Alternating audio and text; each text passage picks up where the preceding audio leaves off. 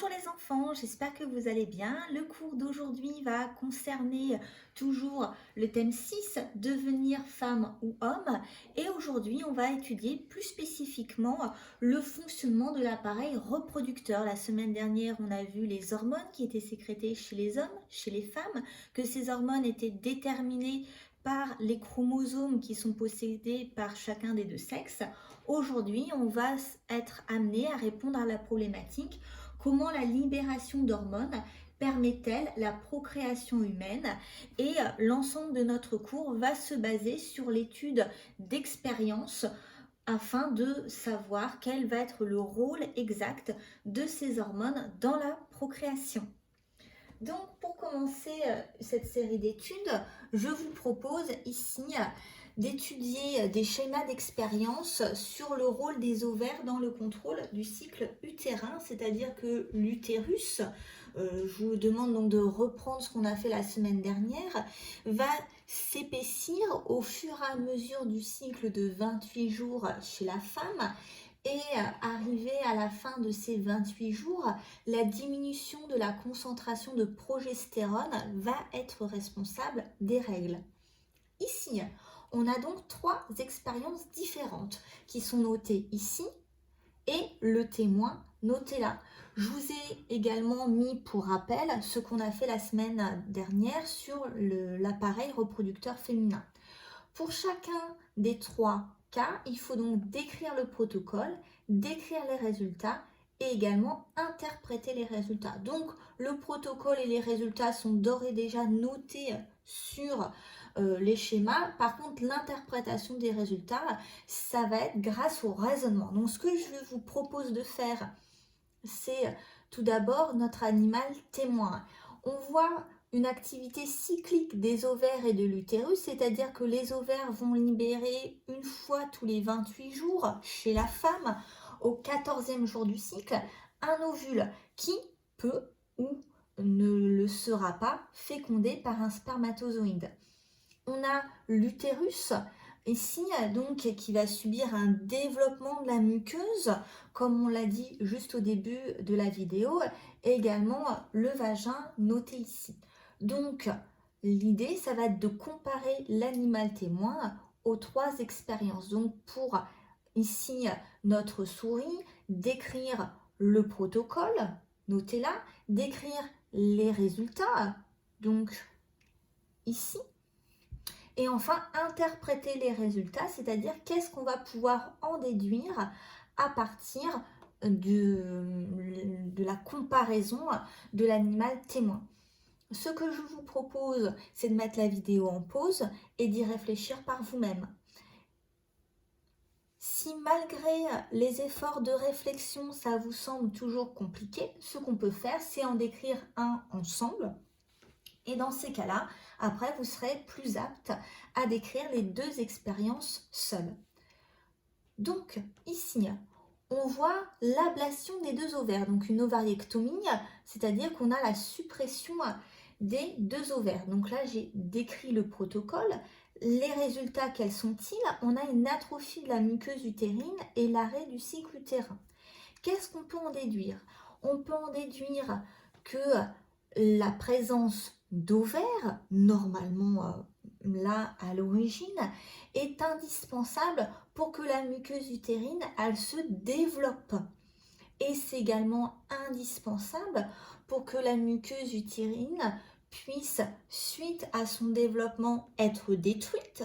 C'est ce qu'on appelle les règles, pour ensuite de nouveau se redévelopper. Alors pourquoi la muqueuse utérine se développe? C'est pour faire un petit nid douillet au futur embryon qui pourrait s'implanter dans l'utérus. C'est ce qu'on appelle la nidation.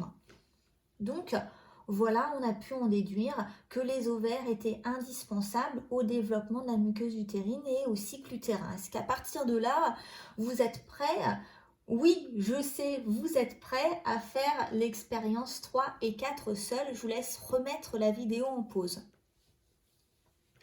Maintenant que vous avez réfléchi à ces 2 expériences, on va les corriger ensemble. Tout d'abord, décrire le protocole. Ici, on enlève les deux ovaires et on greffe l'ovaire à une autre place que sa place d'origine, sa place naturelle. Donc ça veut dire qu'on va avoir des connexions sanguines qui sont présentes et qui va permettre un agissement de ces ovaires, puisqu'on voit qu'on a un développement cyclique de la muqueuse utérine, tout comme notre animal témoin. Donc, apparemment, les ovaires libéraient dans le sang une substance qui va permettre le développement de la muqueuse utérine et qui va permettre de réguler le cycle utérin. Enfin, pour la dernière souris, on fait une ovariectomie, on enlève les ovaires et on injecte de manière régulière une même concentration d'extrait ovarien qu'on a broyé. Dans ces cas-là, on voit un développement de la muqueuse utérine, mais pas de variation cyclique. C'est-à-dire que la muqueuse utérine augmente tout doucement au fur et à mesure, mais sans avoir finalement de destruction de la muqueuse utérine cycliquement, donc les règles. Qu'est-ce qu'on peut déduire de l'ensemble de ces informations ? La concentration variable d'hormones sécrétées par les ovaires sont responsables du développement de la muqueuse utérine. On sait que c'est une hormone parce qu'il y a rétablissement des communications sanguines. On sait également que c'est variable parce qu'ici on a une concentration qui est unique, qui ne permet pas le développement cyclique. On sait que c'est grâce aux ovaires puisque tout à l'heure on les avait enlevés. Là, on injecte des extraits ovariens et donc tout cela va avoir un lien avec le développement de la muqueuse utérine. Cette muqueuse utérine est représentée, excusez-moi, ici. Donc on a l'utérus avec les jours du cycle menstruel, sachant que le premier jour du cycle correspond au premier jour des règles. Ce qu'on voit ici, c'est que on a les règles pour les premiers jours du cycle et au fur et à mesure le développement de la muqueuse utérine avec des vaisseaux sanguins qui se développent ici, mais également des glandes là qui seront détruites par la suite. Ce qu'on voit, c'est le taux d'hormones ovariennes au cours d'un cycle et leur effet sur la paroi de l'utérus. Donc, ici, on a notre cycle qui est divisé en deux, c'est-à-dire qu'on a la phase folliculaire où les follicules qui sont à l'intérieur de l'ovaire, comme on l'a vu précédemment, sont assez petits. On a ici la photographie d'un jeune follicule avec des cellules folliculaires et au centre l'ovocyte. Donc ces cellules folliculaires sont responsables de la sécrétion de l'œstrogène, mais également un peu de la sécrétion de progestérone.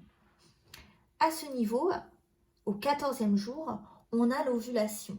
Et par la suite, on a une concentration de progestérone et d'œstrogène qui sont beaucoup plus élevées. Et cette progestérone est surtout libérée par le corps jaune. Alors le corps jaune, qu'est-ce que c'est ? Ça correspond au follicule qui a libéré l'ovocyte lors du 14e jour. Ici, je reprends ce qu'il y a noté et qu'on vient de dire ensemble. Les œstrogènes et la progestérone sont des hormones produites par les follicules dans les ovaires, puisque que ce soit un jeune follicule ou que ce soit un corps jaune, tous s'appellent des follicules et sont à l'intérieur des gonades féminines. Ces deux hormones interviennent dans le développement et la différenciation de la muqueuse utérine. Donc, notez ici ce qui correspondrait très certainement à l'injection régulière d'extraits ovariens. Donc les extraits ovariens contiendraient œstrogène et progestérone. La progestérone, elle, est essentiellement libérée après l'ovulation. Vous voyez ici la concentration qui est extrêmement élevée par le follicule ovarien qui était là, qui s'est transformé en corps jaune. Donc le corps jaune libère beaucoup de progestérone et c'est cela qui va permettre le maintien d'une muqueuse utérine très épaisse permettant d'accueillir l'embryon. Or, d'abord, quand le corps jaune se détruit, la concentration en progestérone chute et c'est cette chute de la concentration de progestérone qui est responsable de la destruction de la muqueuse utérine et donc des règles. Ici, on va étudier une autre série d'expériences, toujours faites sur des souris femelles. Tout d'abord, on a une souris témoin avec ses ovaires, toujours son utérus et son vagin, et on a au centre de son cerveau l'encéphale avec l'hypophyse. Alors, il faudra retenir ce nom-là parce que c'est un mot important. On voit l'activité ovarienne qui est normale avec le développement normal de la muqueuse utérine, également appelée endomètre, et 3 séries d'expériences. Donc, tout comme tout à l'heure, on a appris ensemble à comment étudier des expériences. 1, je reprends le protocole. 2, j'indique suite au protocole quels sont les résultats observés. 3, j'interprète les résultats. Et donc, je vais vous demander de mettre la vidéo sur pause pour essayer de le faire par vous-même. Vous avez donc essayé d'analyser ces différentes expériences. Tout d'abord, ici, on fait une hypophysectomie, c'est-à-dire qu'on enlève l'hypophyse et à ce moment-là, on voit qu'on n'a plus d'activité ovarienne. C'est-à-dire qu'on n'a pas de sécrétion ni d'œstrogène ni de progestérone et on n'a pas non plus la libération de l'ovocyte. On a également une absence du développement de la muqueuse utérine, comme ça devrait être le cas. Donc, qu'est-ce qu'on en déduit? Que l'hypophyse paraît indispensable au cycle ovarien et au cycle utérin. Dans cette expérience-ci, on fait une hypophysectomie, donc on enlève l'hypophyse, mais on injecte des extraits qui est normalement sécrétés par l'hypophyse, c'est-à-dire de l'ALH et de la FSH en concentration adaptée, c'est-à-dire qui correspondrait aux souris témoins. Dans ces cas-là, on a une reprise de l'activité ovarienne avec des sécrétions hormonales et ovulation et développement normal du cycle de la muqueuse utérine, donc comme au niveau du témoin, c'est-à-dire qu'on aurait des molécules LH et FSH sécrétées par l'hypophyse et qui permet le bon déroulement du cycle utérin et du cycle ovarien. Enfin, pour la dernière expérience, on fait en plus de l'hypophysectomie une ovariectomie, donc on enlève l'hypophyse et les ovaires à cette pauvre souris femelle et on injecte des extraits de LH et de FSH en concentration adaptée comme ici. Et là, on voit qu'on a une absence de la muqueuse utérine.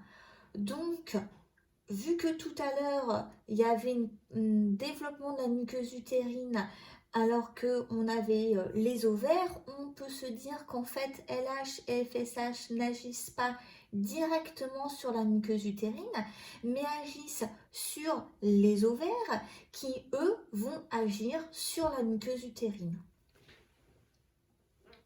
Le bilan, l'hypophyse va sécréter 2 molécules qui sont transportées par le sang et qui vont agir sur un organe cible, ici l'ovaire.